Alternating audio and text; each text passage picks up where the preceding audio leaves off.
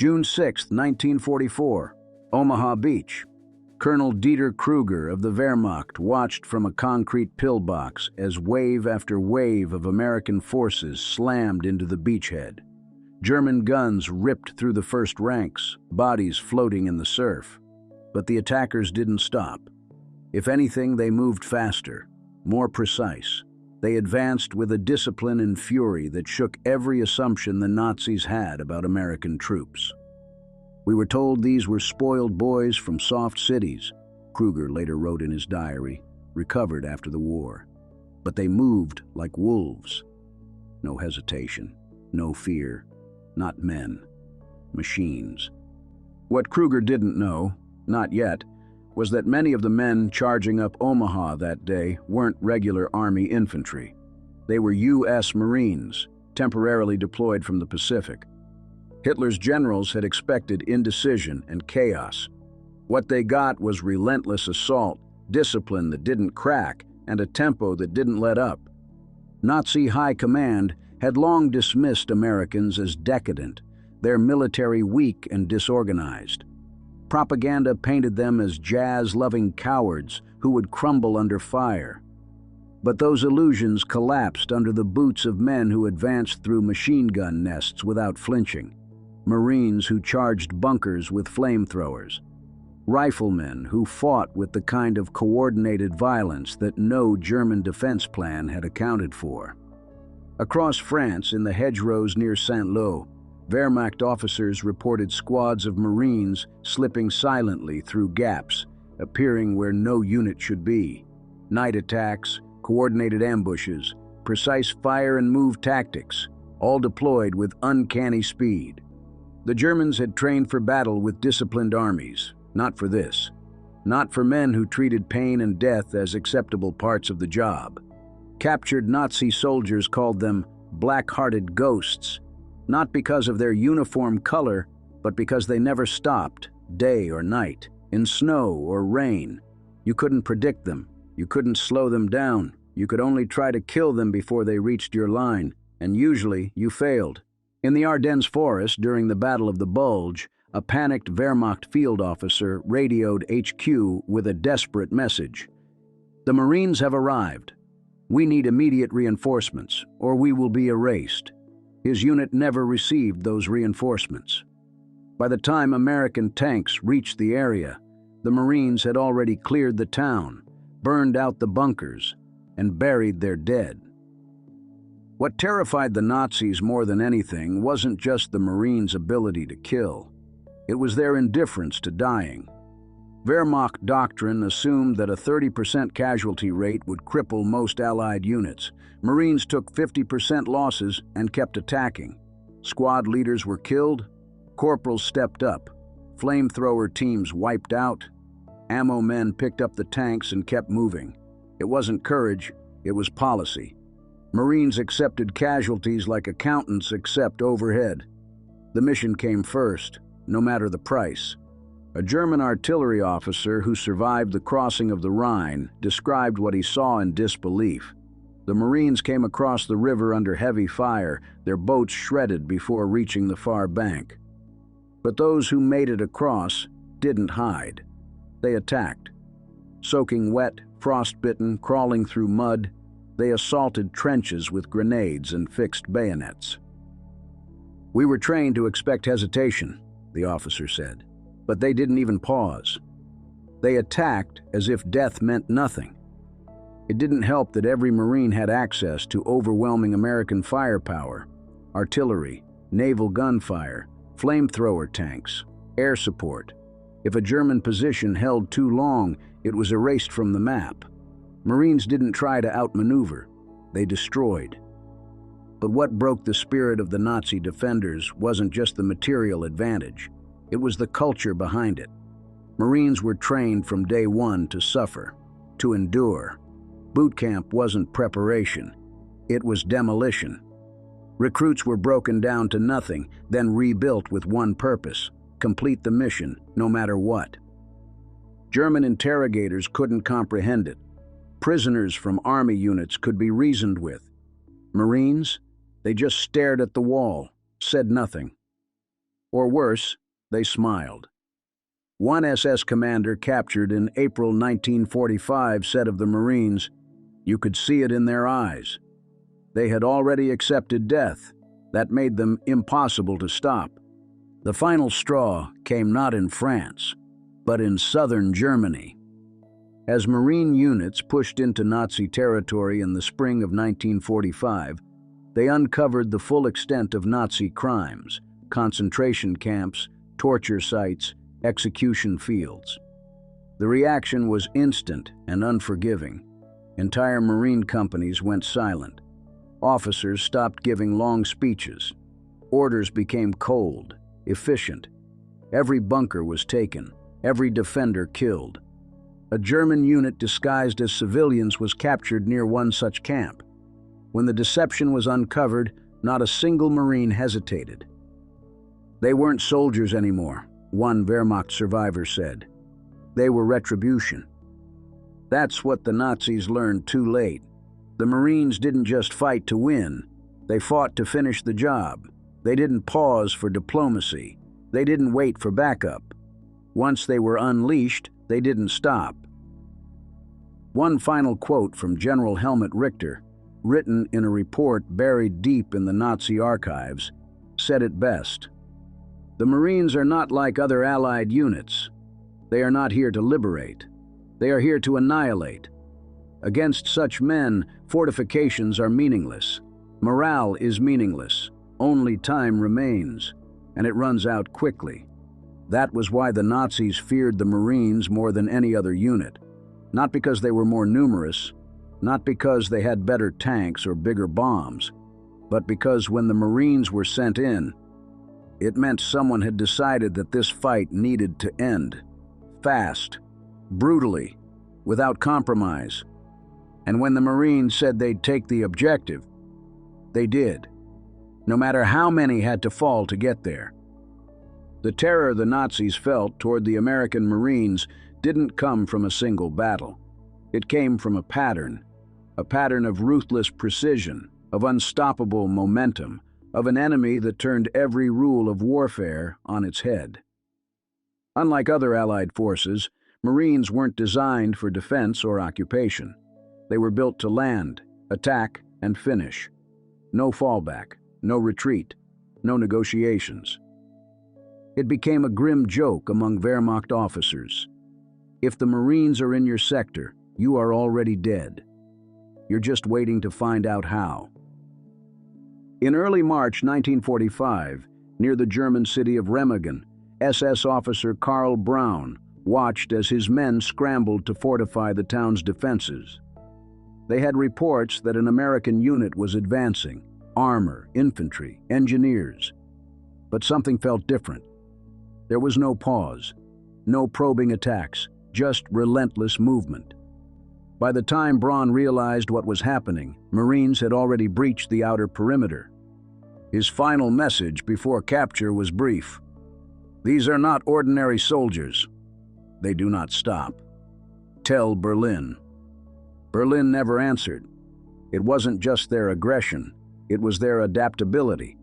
German soldiers had grown used to fighting armies that relied on top-down orders, slow coordination, and rigid formations. The Marines shattered that model. A squad leader was a battlefield commander.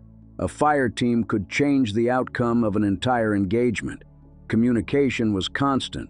Radio traffic swarmed. If one attack failed, another started before you had time to reload. "They fought like water," said Hans Meyer, a German combat engineer captured in the Ruhr pocket. "You build walls, they go around. You dig trenches, they come over. You try to trap them, they're already behind you." At the heart of that adaptability was a culture that punished hesitation. Marine training created soldiers who viewed adversity not as a barrier, but as a challenge to overcome. Marines didn't stop when things got hard. They accelerated, and the Germans noticed. In the ruins of Cologne, a Wehrmacht unit attempted a last stand in a bombed-out cathedral. Snipers were in the bell tower. Machine guns were hidden in collapsed storefronts.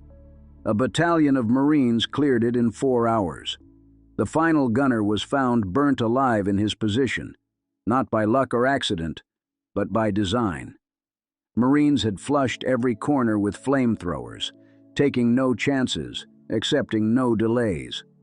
To the Germans, it felt like madness. To the Marines, it was Tuesday. What terrified the Nazi command structure most wasn't just battlefield losses. It was that their soldiers were breaking psychologically. SS units, once considered unshakable, reported morale collapse after just days of contact with Marine forces. These weren't raw conscripts or undertrained militias.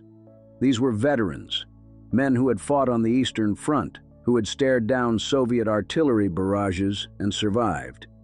But against Marines, they folded. Why? Because they had never fought an enemy that refused to be human.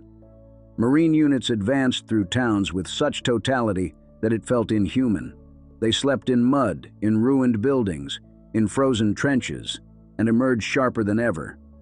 They attacked after losing half their number. They fought house to house, room to room, floor to floor, and kept going.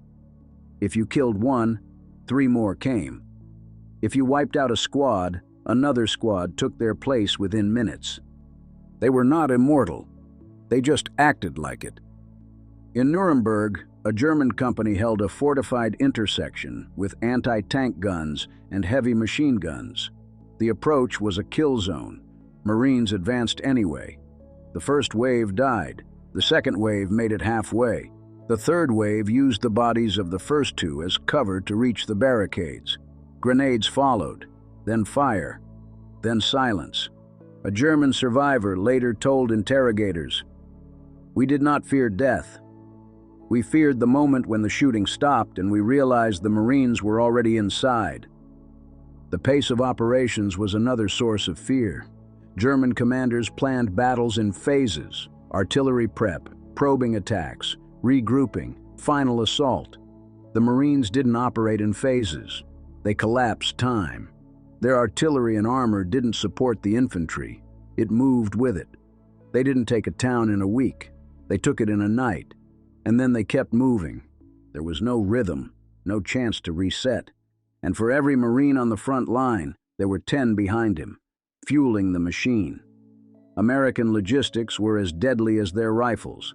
Trucks rolled in with ammo, hot food, medical care, and replacements. Fresh Marines rotated in while wounded were flown out. In one battle, the Germans watched in disbelief as wounded Marines were evacuated under fire while new troops arrived on the same road. For the Germans, that level of support was fantasy. One SS sergeant put it this way: "It was like fighting an ocean.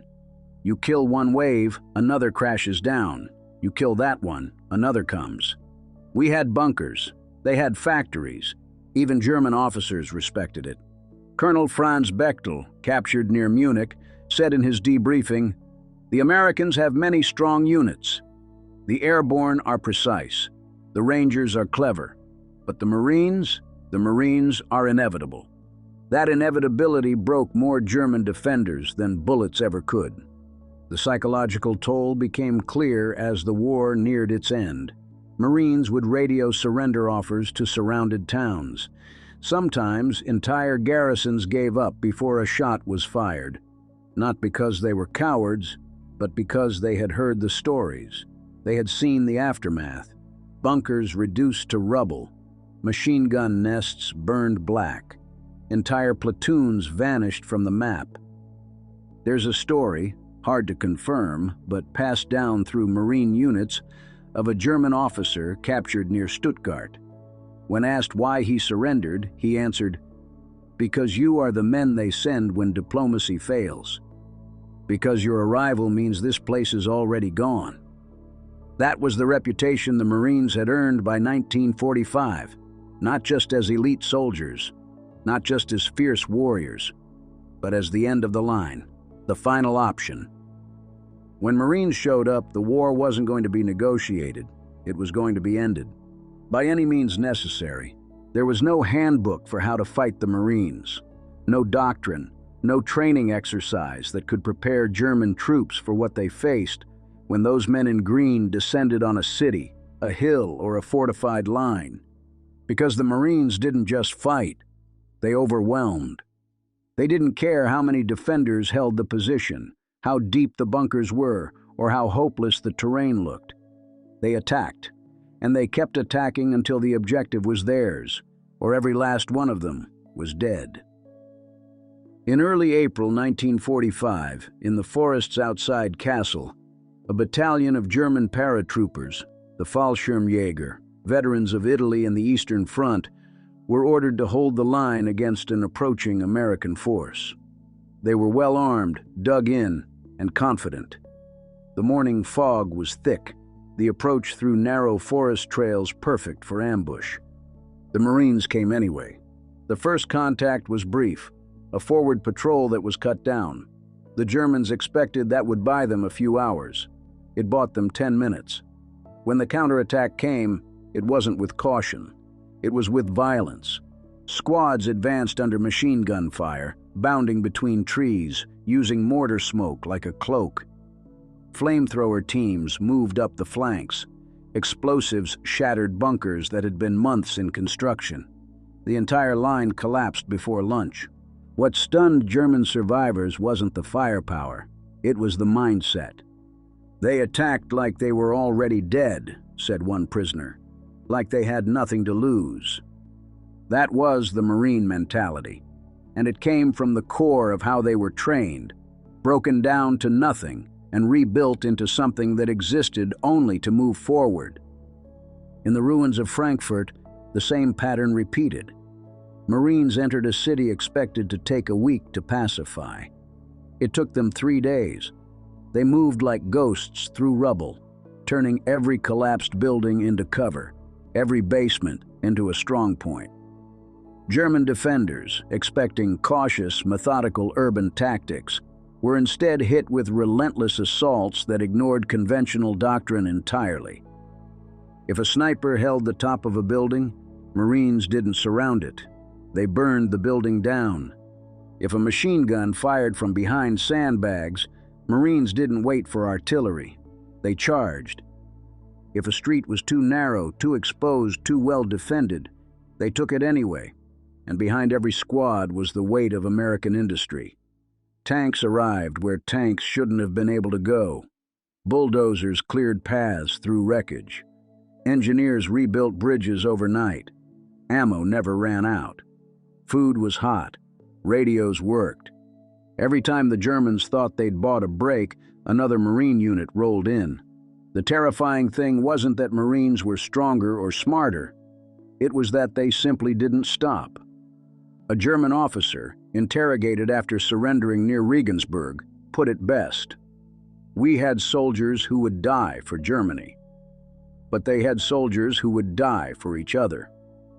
That was the difference. Marine cohesion wasn't political, it wasn't ideological, it was personal. Every man fought for the man next to him, for the unit, for the mission. There was no room for fear. There was no reward for hesitation. You fought or you let your brothers down. And that bond made them more dangerous than any tank. In late April in southern Germany, a Marine squad came across a German anti-tank position dug in on a hilltop, supported by 2 machine guns and overlapping mortar fire. No commander in their right mind would order a direct assault. The hill was exposed. The approach was open. The Marines attacked anyway. 2 men died crossing the first 30 meters. A third was hit, but kept crawling forward with satchel charges. He made it to the first gun and blew it sky high.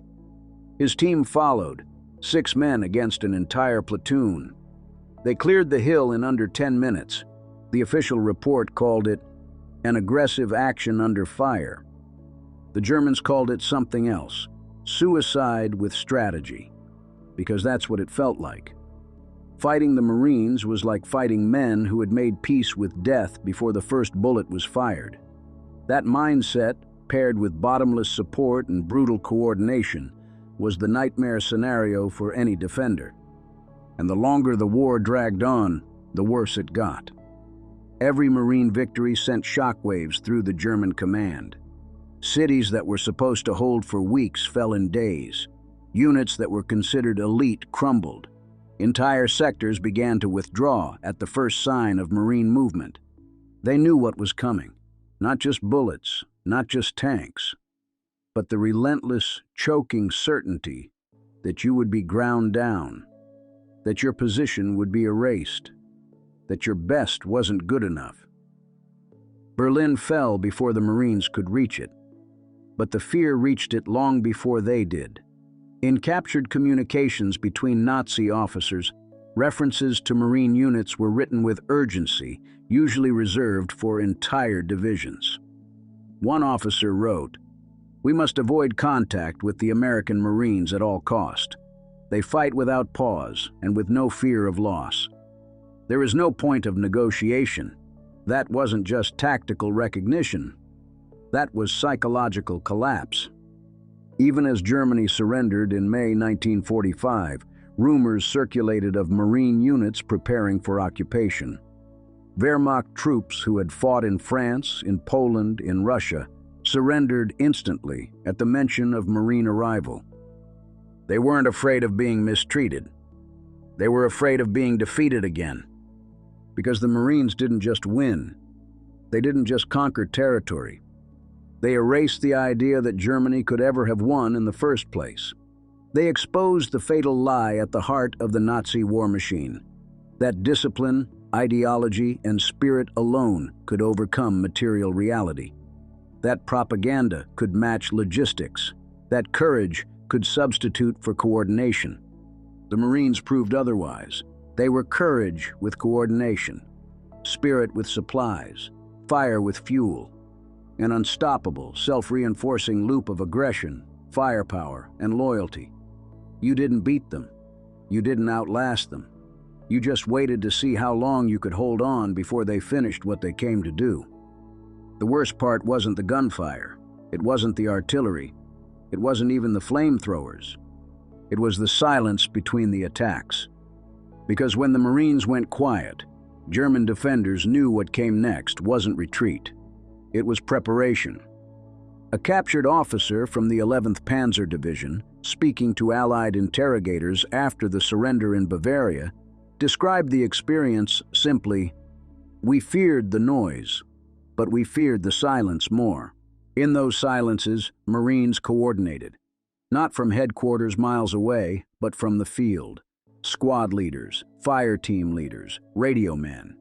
The decisions came fast, clean, and lethal. No waiting for top-down orders, no bureaucracy, just action. That tactical agility shocked the Wehrmacht. German command structure, rooted in rigid hierarchy, couldn't keep up. When they finally processed what the Marines were doing, it was already over. Bunkers were cleared, streets were taken, roads were cut off. They weren't fighting an army. They were fighting a force of independent mobile hammers, all swinging in unison. One Wehrmacht sergeant captured outside Würzburg in May 1945 described an encounter in the city's industrial quarter. His machine gun team had set up at a perfect choke point. Sandbags, elevation, overlapping fields of fire. A kill zone. He recalled, "We opened fire on the first movement. They kept coming. Men fell. The rest didn't flinch. One crawled behind a wrecked truck and threw smoke. Then I heard footsteps behind us. The Marines had flanked them through a collapsed building, using nothing but rubble and instinct. By the time the German team turned, it was over. That wasn't luck. It was doctrine. Marine squads trained for flexibility. No script, no playbook, just momentum. Every man learned to think, shoot, move, and lead. The death of a sergeant didn't stop a Marine squad. It activated it. In German units, the loss of an officer meant confusion. In Marine units, it meant vengeance. And vengeance was a resource they never seemed to run out of. Even after suffering massive casualties, Marine units didn't collapse. They adapted. In a mountain village near Garmisch, a Marine platoon lost nearly half its strength trying to take a fortified schoolhouse turned command post.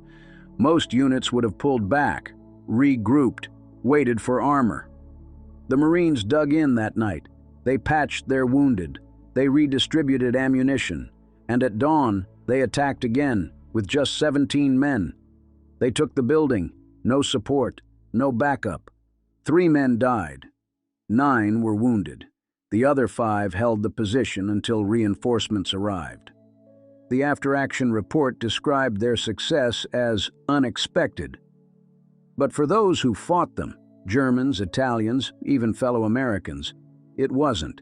It was inevitable. Because the Marines didn't calculate risk the way others did. They didn't retreat when outnumbered. They didn't pause when outgunned. Their only question was, is it worth it? And when the answer was yes, nothing could stop them. That psychology broke German morale faster than firepower ever could. In late April 1945, German intelligence began circulating internal memos warning units to expect unconventional and highly aggressive tactics from Marine elements. One document, recovered near Ulm, described Marine forces as operationally unrelenting, tactically unpredictable, and strategically corrosive. Strategically corrosive. Not because the Marines were winning every battle, but because they made resistance itself feel pointless. When a unit knows that no matter what it does, no matter how strong the position, how many defenders, how well supplied, it will eventually be overrun, that knowledge erodes everything. Discipline, cohesion, willpower. The Marines didn't need to kill every German soldier. They just needed to convince them that death was the only other outcome. And once that seed was planted, surrender wasn't far behind. This wasn't a coincidence. It was the byproduct of something deeper, a culture of absolute commitment. A Marine wasn't just a soldier. He was part of something ancient, an institution older than the nation it served, a tribe that trained its warriors not to survive, but to finish the mission, no matter the cost. You didn't earn that title and forget it. You earned it and carried it until your last breath. German POWs were often shocked at how Marines spoke about each other, not in ranks or roles, but as brothers. The brotherhood of the Corps wasn't metaphor, it was law. And when Marines fought, they didn't just fight to win, they fought to honor the dead beside them, the ones who didn't make it out of the trench, or the blown-out stairwell, or the open field soaked in machine gun fire. The next attack was never just an attack. It was a promise that the fallen didn't die for nothing. That kind of purpose couldn't be trained into a man overnight. It had to be forged. And that's what Marine boot camp did. German interrogators couldn't believe the stories they heard from captured Marines. Beaten, broken, humiliated, then rebuilt, physically and psychologically. Taught that weakness was temporary and quitting was permanent. Taught that pain was a currency you spent on victory. By the time they reached the battlefield, Marines weren't hoping to survive. They were ready to die, as long as the job got done. And when that mentality collided with the structure, precision, and aggression of the German army, something cracked. Not in the Marines, in the Wehrmacht. Because they realized they were facing the worst kind of enemy. One who wouldn't break, one who wouldn't slow down, one who had nothing left to lose, because every Marine who died just made the rest fight harder. One German captain, taken prisoner near Munich, asked his interrogator a single question after surrendering. How many more of them are coming? The answer, enough. Enough to finish the war. Enough to storm the last bastions of a crumbling regime. Enough to plant the American flag over shattered strongholds that once seemed impenetrable. Enough to prove again and again that when the Marines said they would take an objective, they meant it, no matter the cost. The young ones called them grunts. The enemy called them shock troops. But those who really knew them called them Marines. And for the German soldiers who faced them in the dying months of World War II, the name came with something else, fear. Not of the individual man, not of the rifle or the grenade, but of the machine behind the man, the nation, the will, the unstoppable rhythm of a fighting force that did not know how to quit. Because by 1945, the Germans had seen enough. They had faced the Soviets in the East, brutal, unrelenting. They had battled British commandos and American airborne units. But the Marines were something different. They weren't fighting for kings or ideology. They weren't bound to battlefields by treaties or political timelines. They were forged with a single purpose: finish the mission, no matter how long it took or how many fell along the way. And when the mission came to Europe, the Nazis learned what others in the Pacific had already discovered. The Marines never stop. In late March 1945, elements of the 6th Marine Regiment were deployed alongside Army units during the final push through Germany. Their objective wasn't glory. It wasn't headlines. It was to root out the last fanatics, secure strongholds, and end the war once and for all. What they found were pockets of resistance, hardened, desperate German troops who still believed they could hold out. They were wrong, because when the Marines came, the battle didn't go by the book. There were no long pauses for strategy, no hesitation while someone ran it up the chain of command. If a machine gun opened up, Marines found the flank. If a sniper fired from a second-story window, the building came down. If a bunker held a crossroads, they didn't wait for tanks.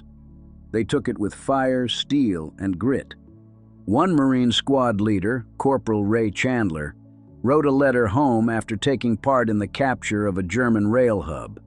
His words, later archived in the National World War II Museum, spoke volumes.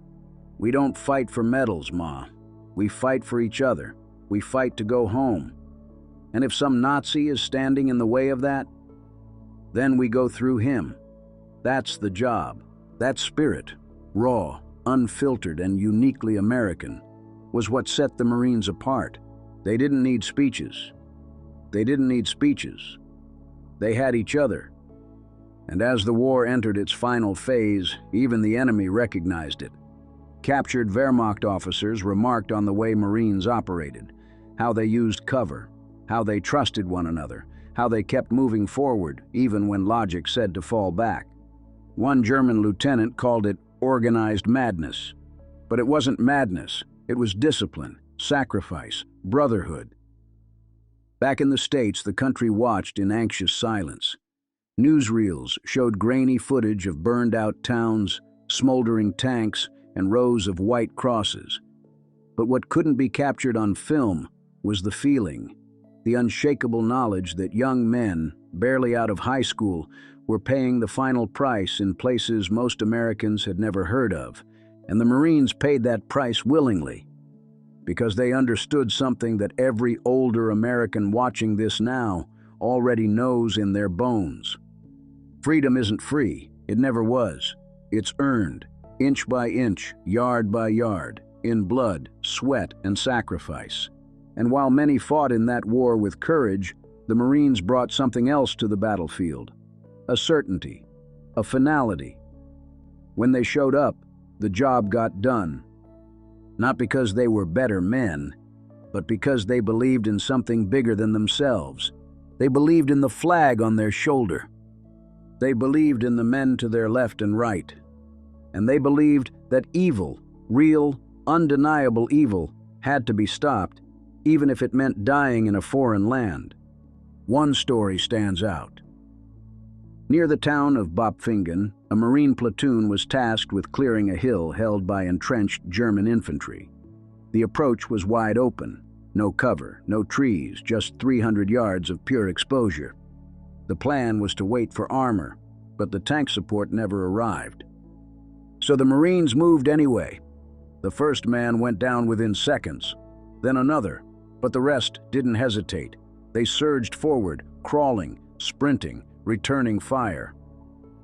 By the time they reached the bunkers, half the platoon was gone, but they cleared the hill, they planted the flag.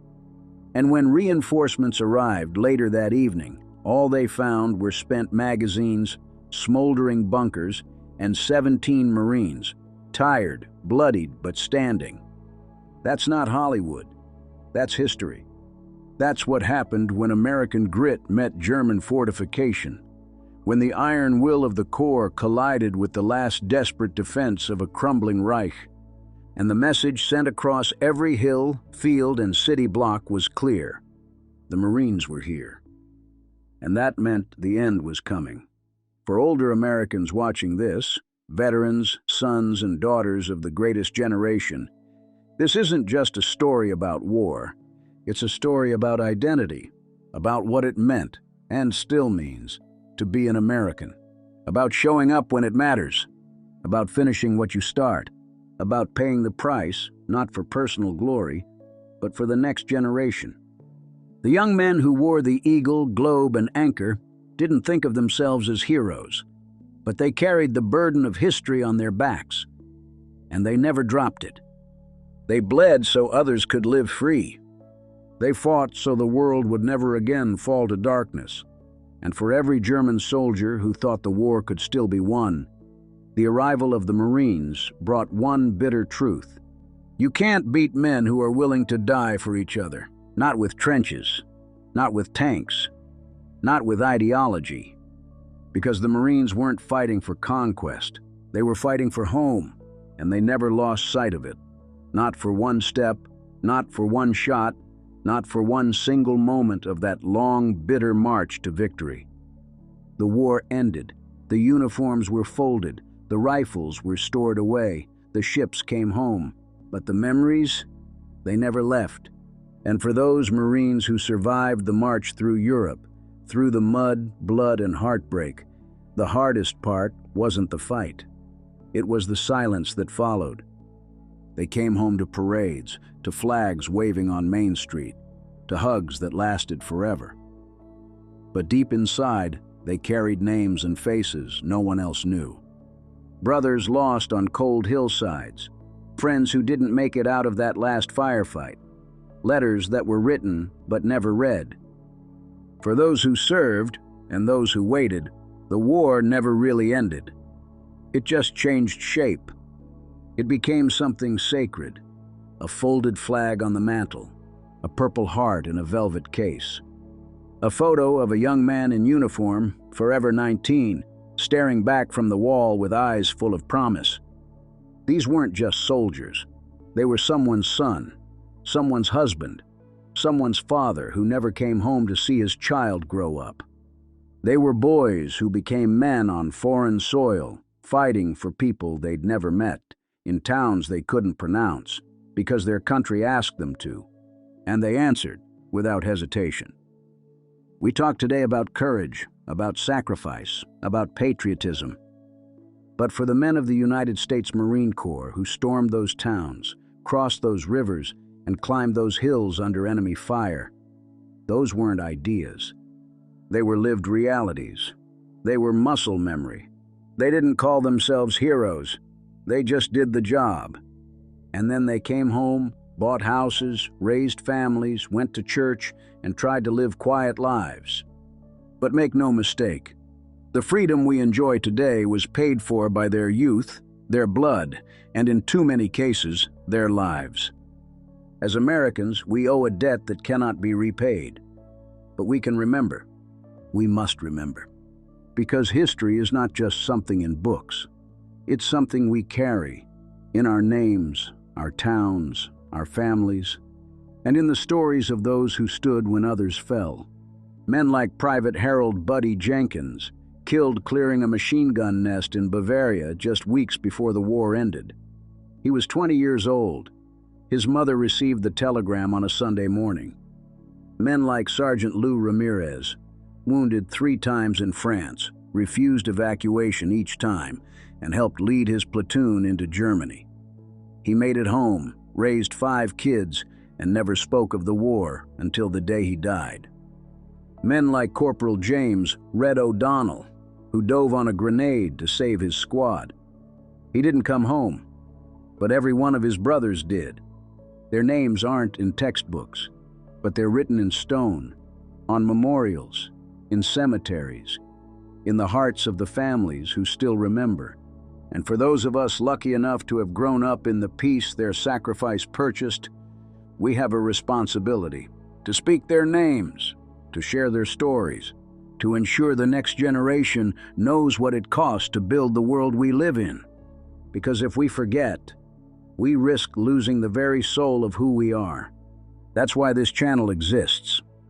Ghosts of World War II isn't just a name, it's a mission. To honor the fallen, to remember the living, to shine a light on the men who gave us everything and asked for nothing in return. Every time you watch one of our videos, you're helping preserve their legacy. Every time you like, comment, or share, you're keeping history alive for another family, another veteran, another young person who never learned this in school. And if you haven't already, we invite you to subscribe, not for us, but for them. For the Marines who fought in the mud and the snow and the rubble. For the wives who waited by the window every day for the mail. For the children who never met their fathers but grew up proud of their last name. This is more than content. This is memory. This is honor. And as long as we remember, they are never truly gone. So if you believe in that mission, in keeping the spirit of these warriors alive, then stand with us. Subscribe to Ghosts of World War II. Join us as we tell the stories that shaped the world. One battle, one life, one ghost at a time. Because some things should never be forgotten. And the men who wore the uniform of the United States Marine Corps in World War II, they didn't just win a war. They defined a legacy. Let's keep it alive, together. Semper Fi.